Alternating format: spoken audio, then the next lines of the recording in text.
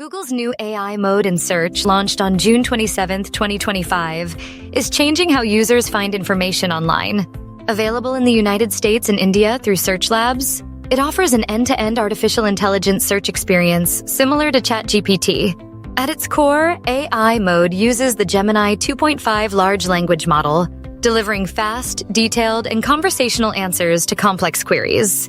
Unlike traditional search, it does not show the usual 10 blue links. Instead, it provides in-depth responses with cited sources, often including images and short descriptions.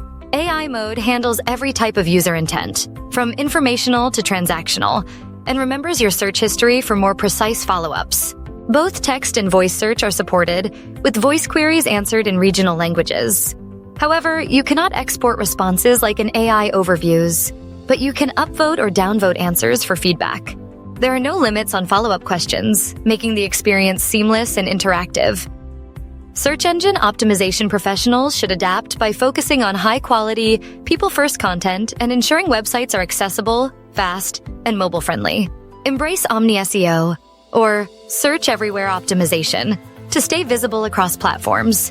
Google AI mode is reshaping search.